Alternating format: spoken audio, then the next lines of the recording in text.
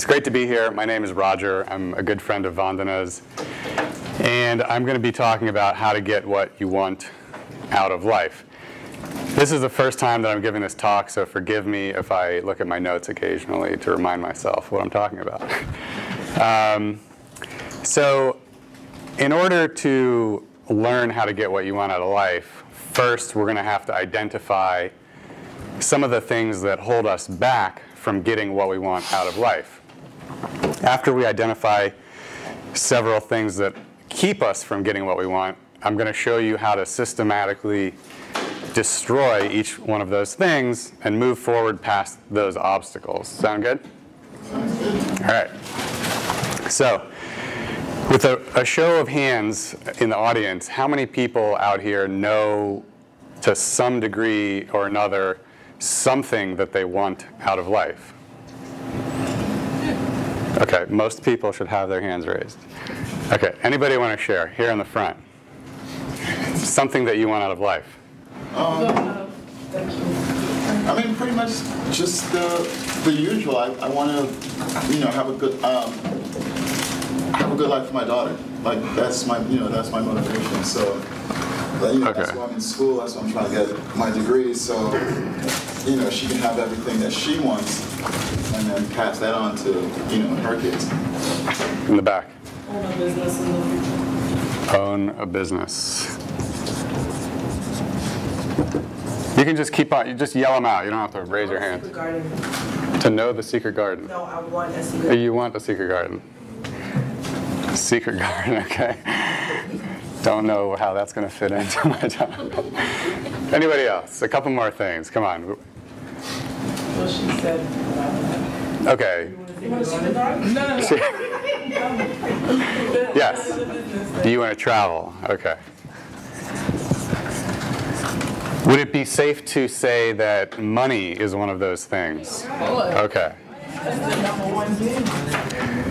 Would it be safe to say that status or friends or a relationship of some, okay, all of that stuff, status, relationship.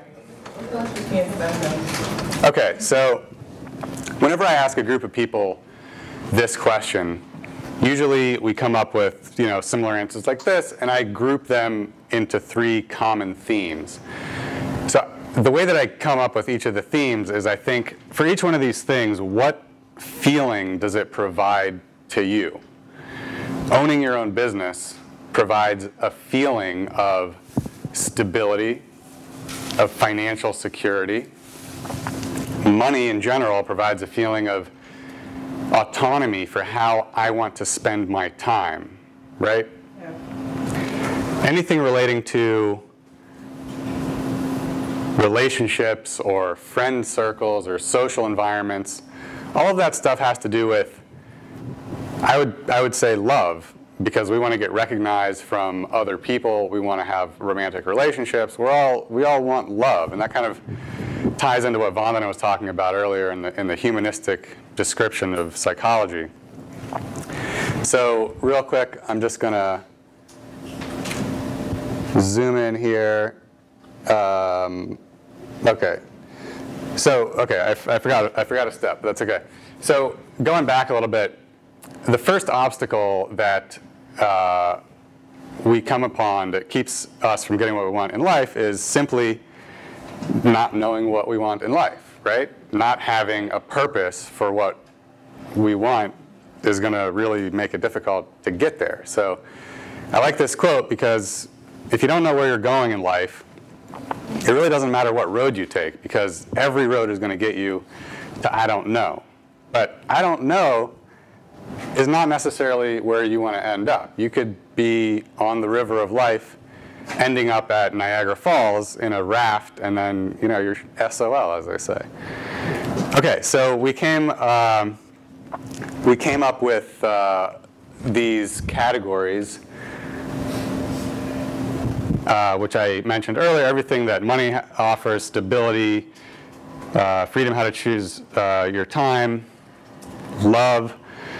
We didn't really get into, nobody really said this, but maybe your comment about providing a bigger and better life for your child has to do with having some meaning in life, right? Having children, passing down your wisdom to them and making sure that they have a good life gives your life a sense of meaning. We also want to have a sense of connection, spirituality, having a connection with God, all that stuff kind of ties into the same stuff. So what if you don't know what your purpose is? What do you do? Anybody have any ideas? Does anybody sometimes feel like they just don't know what they're doing? Yeah. Okay. No, I just try to clear my mind. I'll try to meditate. I don't know. Great. That's great. Okay. The secret garden. You could meditate in the secret garden. That's good. Okay, so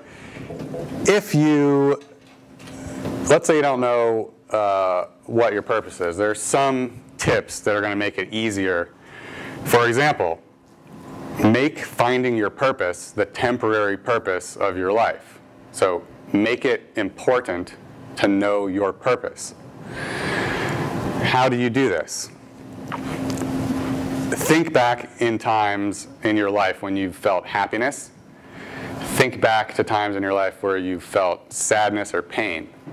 What were you doing during the times when you felt most alive? Maybe it was hiking, maybe it was teaching, maybe it was, I don't know, it can be anything, but just remember what you were doing during the times when you felt particularly alive. An easy way to think about this also, imagine you don't ever have to worry about money. What would you do with your 24 hours every single day if you didn't have to worry about money? That's scary. Scary. A lot of people have no clue what they would do if they didn't have to worry about money, right? I know. You do? You don't? Okay. I mean, it would just come to me as sometimes nothing, but lounge. But I mean, do all the things that you always wanted to do, like travel, Okay, yeah. Like personal goals, like so some people like sports and get all one in the world. Sure. Might try to achieve like Olympic medal or something. Exactly, yeah. I'm glad that you mentioned Olympic medals because another tip is when you're trying to figure out your purpose, it helps to pick something that's going to outlive you. Now, I'm not saying that it's a bad goal to become an Olympic gold medalist, but there's a phenomenon among Olympic gold medalists that after they win the gold medal, they've achieved the pinnacle of their experience. They've been working their entire lives to get a gold medal in boxing, let's say. They win the gold medal, and then they get depressed as hell afterwards. Yeah. After that month or 2 or 3 of being on top of the world, if they don't have another goal, they're in trouble because there's nothing else for them to achieve. Pick something that's going to be bigger than you, and you won't have that problem. Okay, so I have this handout here.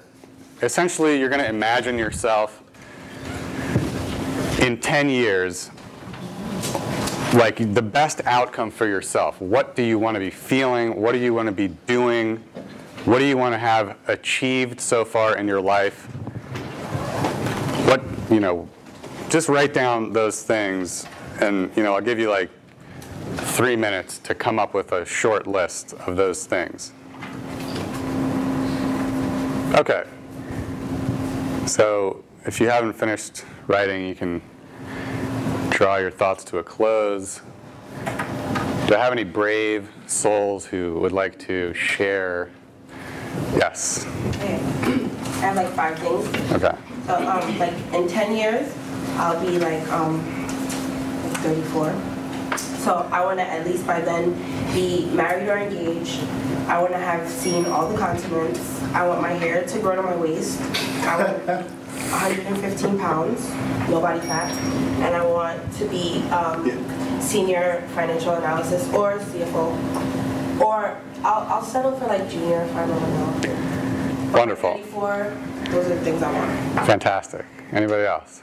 Okay, front. I got have my master's degree in finance, working in a great reputable firm, owning my first house, being married, vacationing with my family, and trying to get back be a charity, and what I will not have is a castle. I don't think I can, you know, buy a castle in 10 years. They're overrated, let me tell you. Don't even bother. Yes, in the jean, yeah, green shirt, yeah. You go first, yeah. Go. I'm going to see, in 10 years' time, I'm going to achieve my goal of being an FBI agent. Second will be to take part in Taekwondo Olympics. Third will be to own my own house financially and buy another car. To be financially stable enough to support myself and my family and to reach the rank of 6th-degree black belt. Great. You had your hand up. I said I want to be content doing what I love, which is working in a fashion firm, traveling. Great. Okay, so you see that this is a way to start to figure out what you want out of life. If you don't know, you know, it's not, you should spend a lot more time with this type of thought, but it provides some sort of blueprint for where to move forward. Okay, so we're going to come back to this thought in a minute. How many people have seen this picture before? Anybody? If you want to get what you want out of life, you're going to have to spend a lot of time in this circle right here. This circle, by the nature that it is not in your comfort zone, this is the discomfort zone, right? You're going to have to spend quite a bit of time being uncomfortable if you want to get anywhere in this life. The good news is, the more time you spend here, the bigger this circle becomes. It's like going to the gym. You start out with 25 pounds doing curls. That becomes comfortable after a month, so you add more weight on. Your muscles grow. The comfort zone grows. All right, let's have some fun. A lot of people mentioned that they had some aspiration of having money in their lives. So I have a crisp, clean $100 bill in my pocket right here. Who wants this $100 bill? Who wants the $100 bill? Do you really want the $100 bill? Who wants this $100 bill? Who wants this $100 bill? Who wants this $100 bill? What's your name, my friend? What's your name?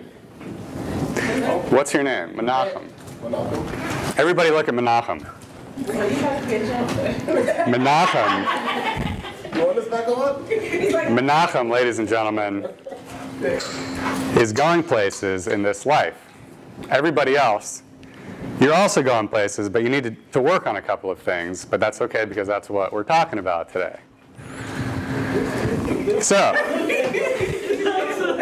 my friend Menachem is $100 richer. Everybody else is not $100 richer. Damn it, I was first. Okay. My friend, why didn't you grab that $100 bill out of my hand? Because I didn't think it was that easy. Not that easy. I hope you don't want this back. Why didn't you grab the $100 bill out of my hand? I thought it was more to it. I thought it was. I thought it was fake. Yeah. Joke. Fake. Yellow shirt. Why didn't you grab it? I thought it was more to it. I was waiting for something else to come behind it. So, you know. You thought it was harder than it was. My friend in the tie back there, why didn't you grab it?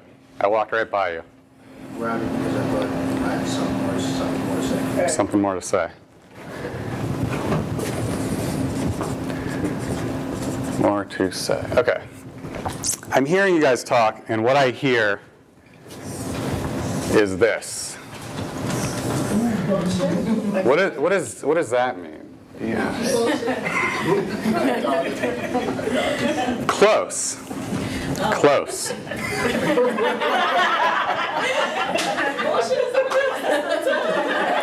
Very true. a lot of the things that you guys mentioned are, a lot of belief systems happen to be bullshit also. The point that I'm trying to make here is that the thoughts that you believe to be true end up dictating the reality that you experience. Menachem took a chance and thought, I don't know if it's a joke. I don't know if it's what, because all this stuff is going on in your head. I had something else going on in my head. I want to prove a point. Right. All of the things that you came up with, all these belief systems exist in your own heads. All right, that's your reality that you are living. It's not my reality. It's not anybody else's reality. So, I'm going to give you another example to illustrate what belief systems are and what powerful things can happen when you change your belief systems. Everybody close your eyes for a second and think back to that time or times when you've been walking down the street or sitting in the subway and you see that gorgeous girl or guy sitting across from you and you think, this is the love of my life. Your heart starts pounding, you think, your throat gets dry, and you think, I need to say something. I have to open my mouth. I have to do something. Okay, I think that's a pretty common experience. Everybody's had that. Raise your hand if you now kind of can imagine yourself feeling pretty anxious at the thought of opening your mouth and saying something to that person. Anybody feel anxious? Hell yeah. Hell yeah. All the time. Hell yeah. Okay. Hell yeah. All right, now shake that thought out of your head. Shake that thought out of your head.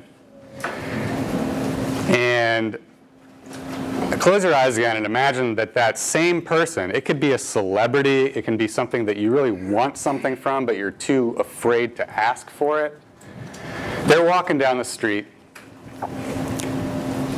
and you see a guy with a knife walking up behind them, ready to attack this person. Now, raise your hands if you feel less anxious about yelling to that person, hey, watch out. What's that? Do you feel less anxious yelling, hey, watch out?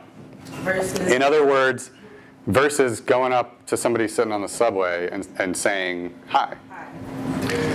Yeah. Okay, that is messed up, okay? Because you're telling me essentially that you are less anxious when you have this crazed knife-wielding lunatic that could potentially kill the love of your life and you, one sec, I'll get to you, than you are to say hi to the beautiful guy or girl sitting across from you in the subway. Let that sink in for a second how messed up that is, right? Also let it sink in how they're just stories that you tell yourself. Belief systems, my friends, are important in that they are the meaning that we put on certain situations. It's not the situations themselves that make us feel anxious or afraid. It's the story we tell ourselves about that situation that makes us feel anxious. Does that make sense? Yeah. We can change that story by changing the meaning that we assign to a given situation. Another word for that belief system is called a frame. Whatever frame you have is going to dictate how you move through the world. Wouldn't it be nice to move through the world like Menachem, who doesn't think twice about taking an opportunity when it comes his way? Wouldn't it be nice to not hesitate and fight against yourself? That'd be nice, right? That's what we want to do. Okay. So, you had a question in the back. No? Think about Great. I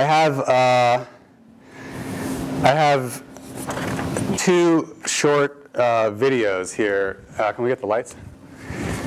That you're going to, they're going to illustrate essentially what kind of magic can happen when you change your belief system to something else. At Chiquito, we have a slight problem with bouncers who play God. So we're going to see how they feel when the shoe's on the other foot. Time to say no, no, no to bouncers.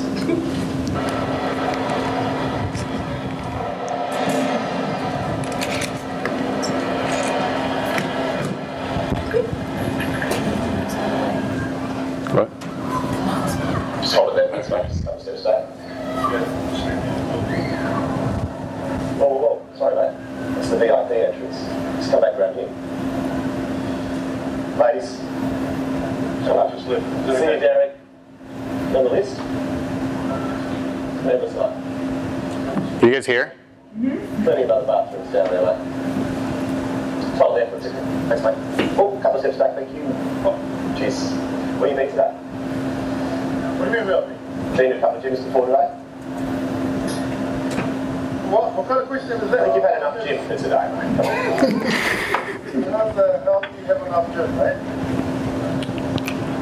Ask yourself that question.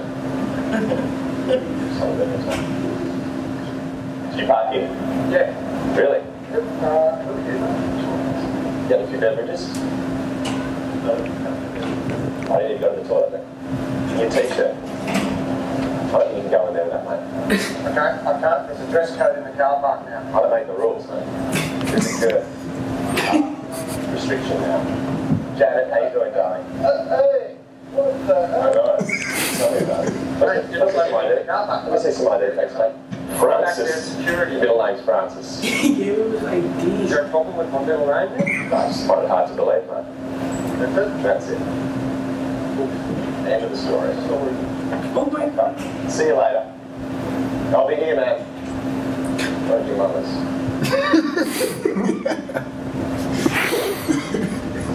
That was great. Okay, I got one more for you. I know a lot. Joining us now is positive, absolutely. And When you're driving, you're a man, you don't understand it. Can you tell me? Yes, but I'm telling when I'm driving. I think this is my first Brand experience. brand, yeah. I think it's not listening to him, it's experience. It's just sort of taking it all in. You are talking about it as if I'm not here and as if I'm an extraterrestrial. No, I'm from a country that's near to We're you. no dummy. We're just sort of admiring the whole, it's the whole thing. Well, thank you for your casual objectification. It's an experience. I'm glad that it is positive for It's you. very positive, absolutely. Any other questions? You've become nervous. Why are you nervous? You're a powerful woman, you've got a lovely job. What seems to be the trouble? I don't know. You've got a hair like Princess Diana. Oh, wow. Okay. Well, I never Princess Diana. Here's what being a bit. Here's a little subtext. Yes. I'm petrified of her. I have her honor here. She just moved down I there. absolutely love this kid. What seems to be the trouble, though? No, I'm good. We're now going to do a bit of therapy. Would you do therapy with Willie Brandt? With who? Willie Brandt. Would you do therapy with him? I don't, because that's when he's heading. Okay. I'm all right. You shouldn't say he when a person is present. You should refer to the person by their name. That's basic good manners. That is where Willie is heading. Who is Willie? I don't. Okay, Russell Brand. Is this what you all do for a living? Yes. Okay, well, I'm here to. Okay, well, let me help you. I'm here to promote a tour called the Messiah Complex. It's here for the people of America. I want the people of America to come and see me do stand-up. Go to russellbrand.tv where you can purchase tickets to see me. These people, I'm sure, are typically very, very good at their job. Or is it you? You're conveying news to the people of America. People of America, we're going to be okay. Everything's all right. These are your trusted anchors. Meaning? What is that news link? Use your papers. I'll shuffle it for you. Yeah, shuffle. Look at that. That's good. Pen. You need a pen. Okay, coming up later. Thank you very much, Kat. Okay, we're going to be talking about the situation with Edward Snowden. This whistleblower, is it good what he's done for America, or our secrets being jeopardized by his intentions. We're going to be talking about that. Also, Bradley Manning. Is Bradley Manning an American hero, or is he compromising the safety of American troops? We care about your views here on Morning Joe. We'll be talking about those later. Here with me are Brian and Kat. Brian, nice time. What do you think about Edward Snowden? What do you think about the situation with Snowden? Have you got anything to hide? Should we be concerned about the revelations? I don't know what's wrong with you. I understand everything he said. Because you're looking at him. When you don't see him, you don't see the lips. I understand the whole thing. Stop saying he. I'm Fraser. Russell. Use your manners.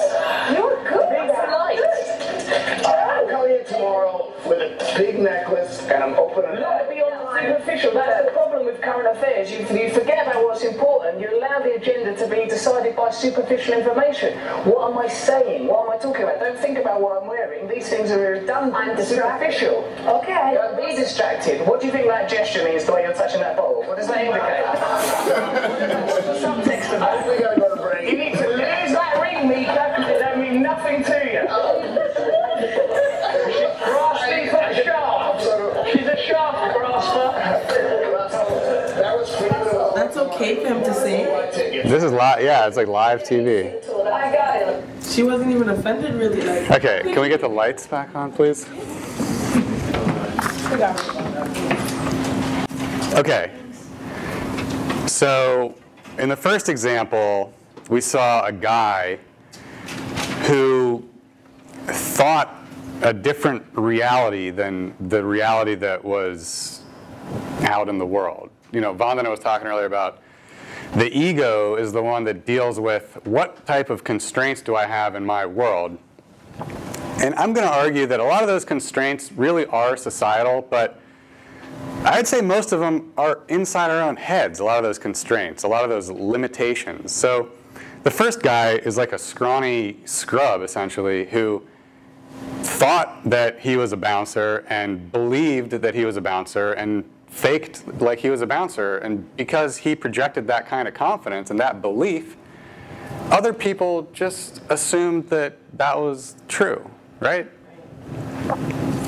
Russell Brand changed the meaning of what an interview is and who is the interviewer and who is being interviewed. He took a situation in which people were essentially making fun of him, and because he had a more powerful frame, he turned it around so that he ended up promoting his own agenda and just totally ripping apart MSNBC on live television, making them look foolish. So, which is brilliant. Which is, yeah, it's pretty cool, right? That kind of stuff can happen if you listen to what's going on in your head and just decide to do something else. All right, let's dive a little bit deeper into BS. All right, that's a weird thing to say, but okay, we can think of belief systems essentially as. Do I have any questions up until this point? Am I making sense? Everything clear? I do have a question. Yes. So in regards to Russell Brand, yeah, and the tactics that he used, so you're saying that instead of we have to psych ourselves out of what we consider to be the norm or the protection sleeve in order to go after what we want? I'm not saying you have to psych yourself out. I'm saying that all of these reasons that all of you mentioned why you didn't stand up and grab that bill, just be aware of that. Be aware that that is a program that is running in your mind. That's like this next slide. Your belief systems are like an operating system that is running constantly under the radar of your awareness, dictating how you move through the world. So yeah, go ahead. So like subconscious. Subconscious, yeah. So I'm telling you, well, I'll get there in a second. I want to make this point real quick. We have, this computer was probably built sometime in the early 1980s. It was one of the first Macintosh computers. This is the brand new iMac. Can you imagine what would happen if you tried to run the operating system that this computer uses on this computer, like what would happen? It would start smoking. I don't even know, this probably used DOS or some kind of ancient operating system, and the hardware has evolved to such an extent that it can perform such far more complex tasks than this computer has evolved. That's madness to try to run this operating system on this machine.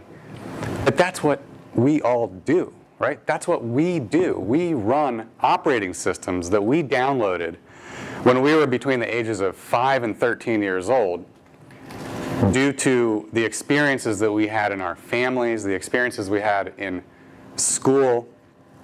I'm going to have a radically different view of reality if I grew up in a family where my parents supported everything that I did, encouraged me to achieve my dreams, encouraged me to have dreams. That operating system that I carry with me into my adult life is going to be radically different than the operating system of somebody who grows up in a family who discourages, who never says anything nice, doesn't show any love.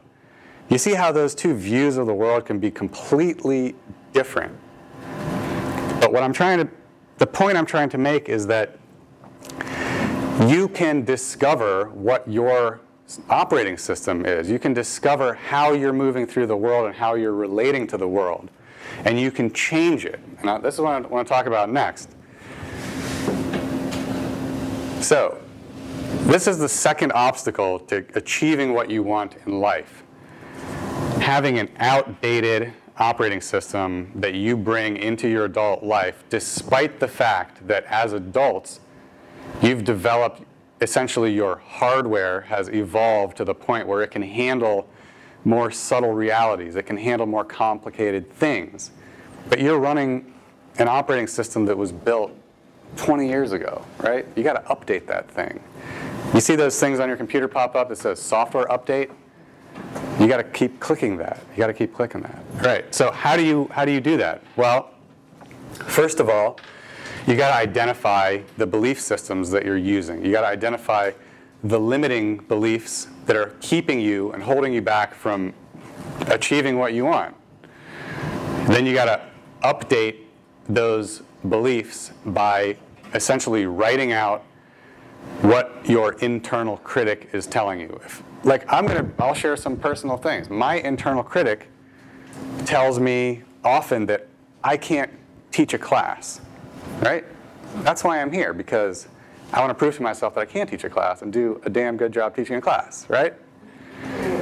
My internal critic tells me that I would never get hired at a job that has a ton of responsibility. That's not true, because I ran my own company. I sold my own company. So first, you got to write out the limiting beliefs that you have. Second, you got to counter them with the opposite, like a positive affirmation. And most importantly, back it up with a real instance from your life, right? Because that's evidence that you possess the skills that you need to do the thing that you are telling yourself you can't do, but you really can do that thing.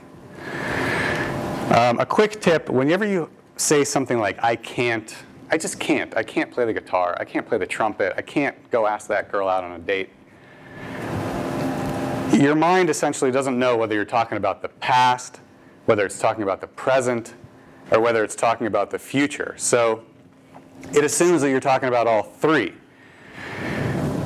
That's bad news, right? You're setting yourself up in a particularly not good belief system. So you can change that thought by saying, well, up until now it was the case that I had trouble playing the guitar or whatever, because that binds that I can't in the past in a concrete space, and it opens up the possibility that now I've acquired the skills where I can move forward and do those things. And look, by the way, here's an example from another part of my life where I did exactly that thing, and I just haven't applied those skills yet to this new challenge, right?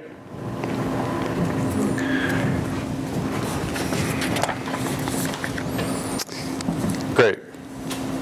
So, you can do this stuff later for homework or whatever. On the sheet, there's a place where you can write out some of those things that your internal critic is saying, and you can switch them around into their positive positive affirmations. Okay, we're going to move right along. What is the third thing that is keeping us from achieving what we want? Not setting standards, not being good at making decisions. So you got to set standards for yourself. If you don't set standards, you're going to continually fall back into stuff that you don't deserve. You got to believe that you deserve the best. You got to make a new belief system that says, I deserve everything that I wish for. I deserve that. There's a great quote here at the bottom. You subconsciously attract what you think you deserve, right? If you don't think you deserve to be happy, you're going to find misery everywhere you look.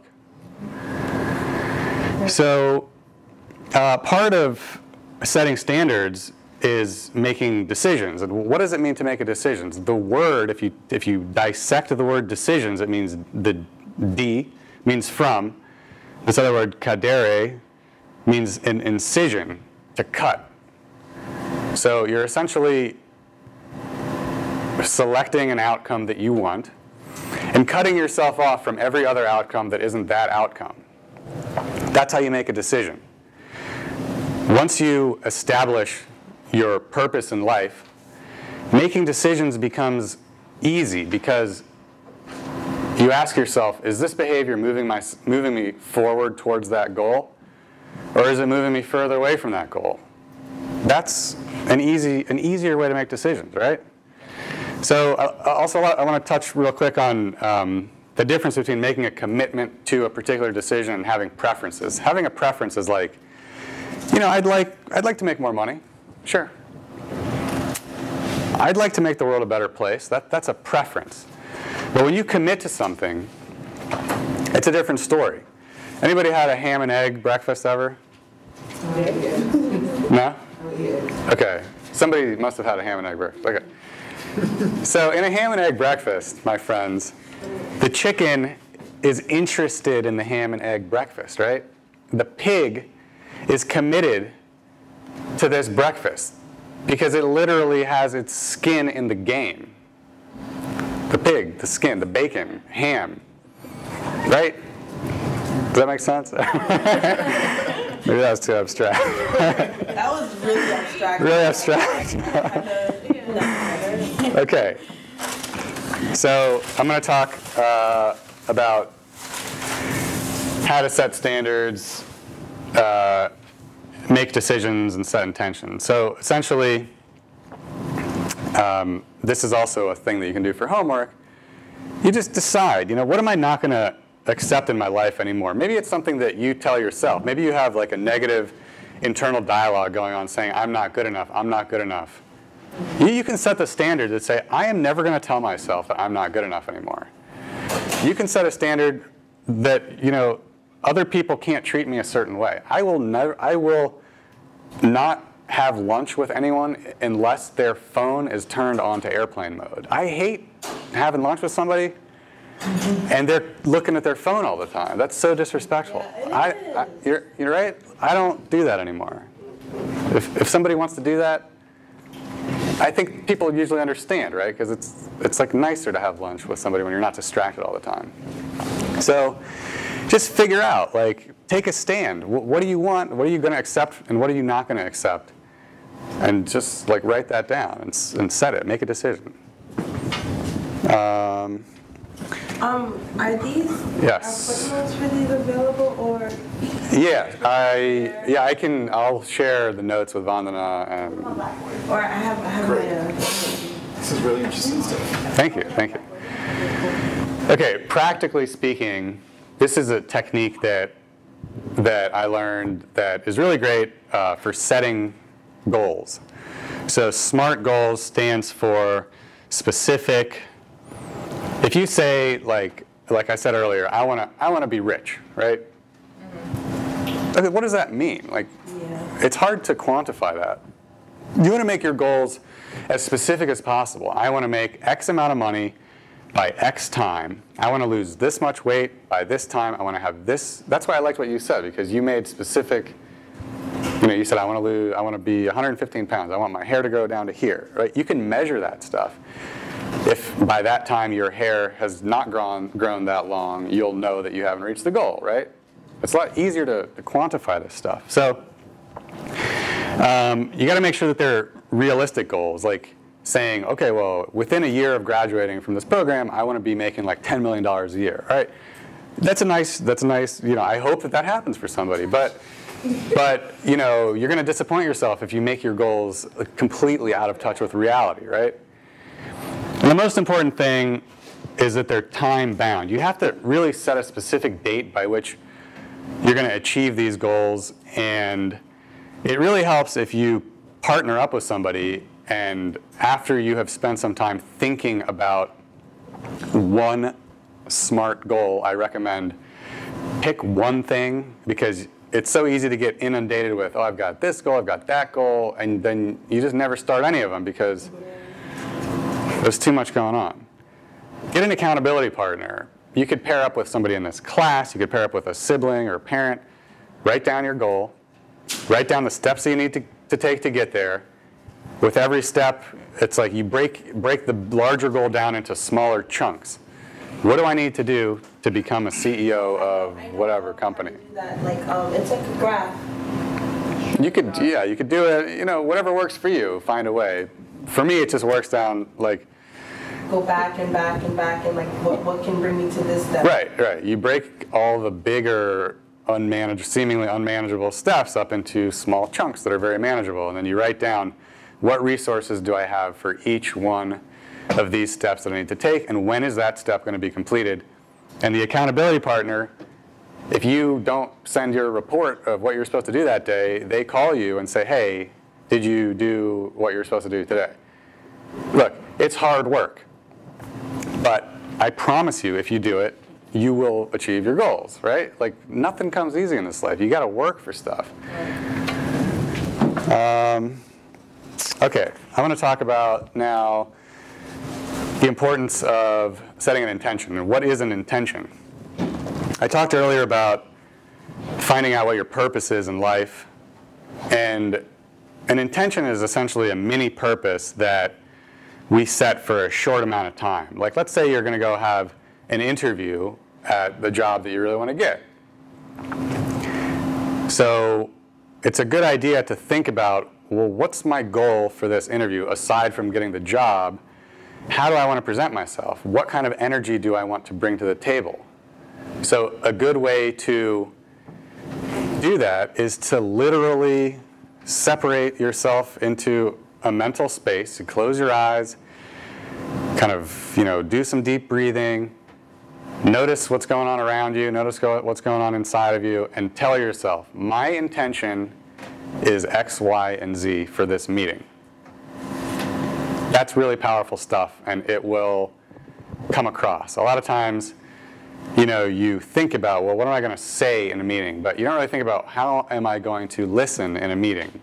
Yeah. How am I going to show the other person that I'm curious about what they're saying, that I care about what they're saying, and so on and so forth. That stuff comes across. People feel your energy, like, you ever stand in a group of friends and you have like that one guy or girl who comes and it just is like a Debbie Downer, and they don't even necessarily have to say anything, and their energy just kind of like brings the group down a little bit, right? This stuff, you feel this stuff coming out of your body, and the more you're aware of it, the more you can project it and use it for your own good. Okay. What do you do when stuff doesn't go your way? Because a lot of times, stuff isn't going to go your way. No matter how many SMART goals you write out or how much intentions you set, there's going to be pain when you don't get what you want. So I'm going to teach you a better way to deal with pain. Most people deal with pain by either fighting it. They say, I'm not going to feel this pain. I'm not going to feel this pain. I'm not going to feel it. And what happens? Like, you kind of freeze up, right? You try to like repress it. That's what Vandana was talking about, one of the defense mechanisms. Repression is never really a good thing because it's going to come out in some other way. You know, the people who end up going crazy and like shooting up malls, like they've been repressing their anger a lot. Or they feed it. How many times have you gotten into an argument with somebody and like they leave and 3 hours later you're playing that conversation in your head over and over and over again. And you can feel your heart rate rise as you're thinking, I should have said this to that person. I should have said that to that person. And you're just like, the anger is just building and building, right? So that's feeding your anger. You're telling yourself a story. My friends, pain times resistance, both of these things, fighting it or feeding it, you're resisting pain. That leads to suffering. You're going to just have a bad time if you fight your pain or if you feed it or resist it in any way. There's a better way. There's a better way. Just become aware of it. If you feel anxiety, if you feel anger or whatever, you can just become aware of it. Don't try to push it away. Don't try to feed it with anything. You can just close your eyes and literally visualize, well, what does the pain feel like in my body? When I feel anxiety, I feel like there's a circle, like a lead plate, like right here, that's pushing down on my chest right here.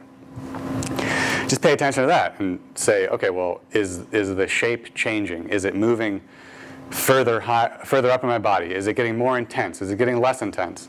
And you'll find that when you take your mind off of resisting the pain or feeding the story, the feeling itself goes away because you're taking away the fuel for that fire. Yes? I actually tried that method and it turns into like a weird excitement, like a feeling of like you can overcome anything. Because like if you can overcome that anxiety, because I get bad anxiety.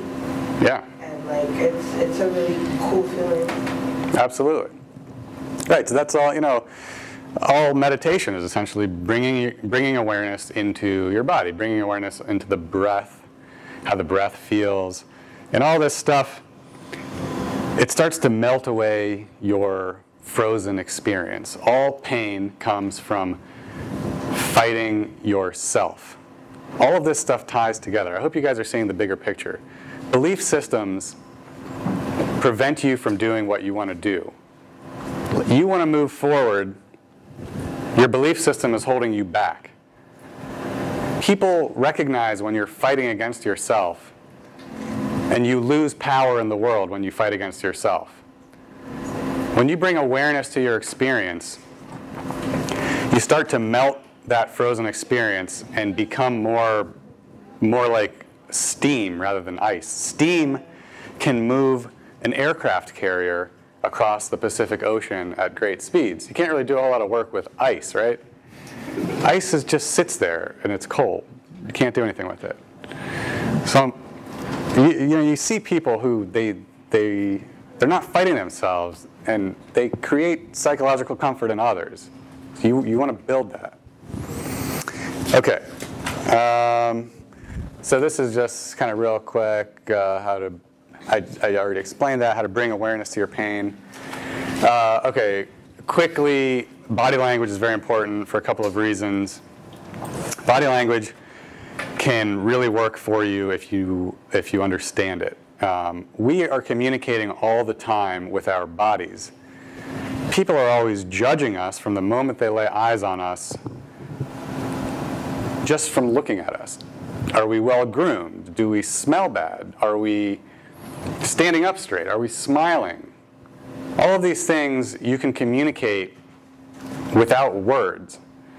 Some important things are that body language is all about being congruent, about showing on the outside what's going on the inside. So if I'm trying to be super outgoing, and I'm like looking around like this, like a scared cat, like that's not congruent. That doesn't work, right?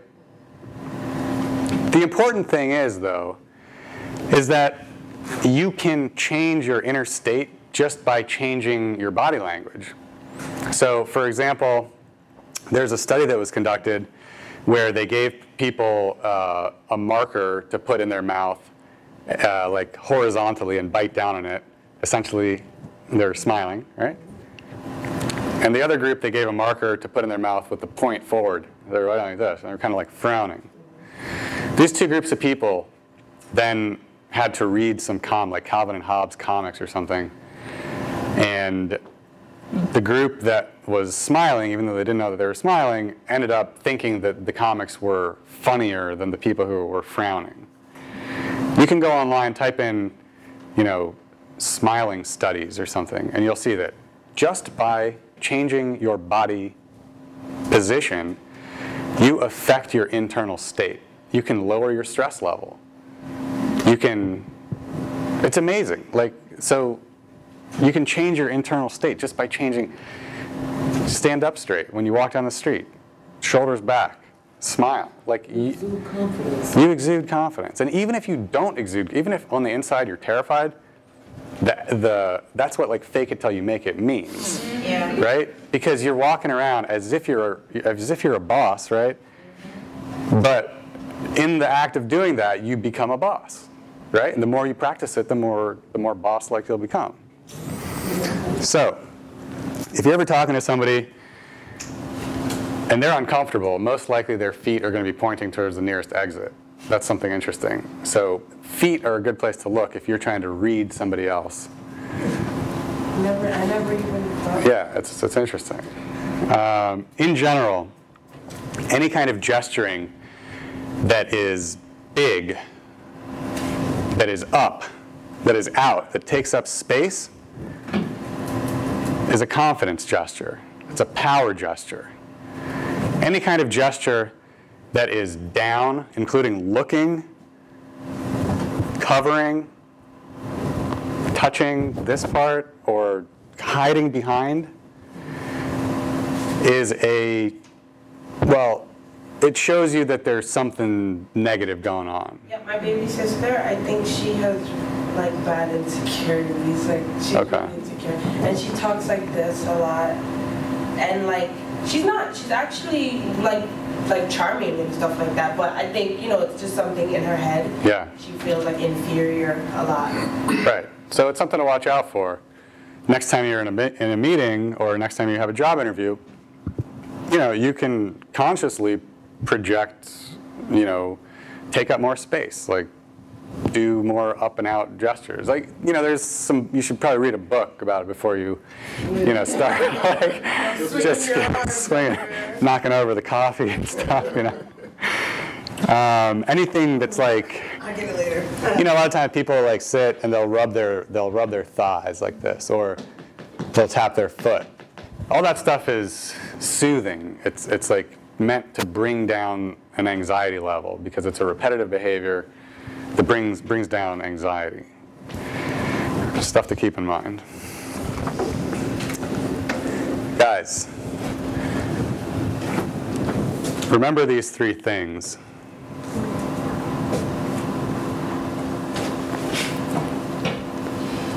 And you'll be well on your way to getting what you want out of life. That's all I got. Thank you. Any questions?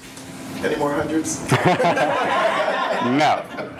Lucky day, you have 5 points.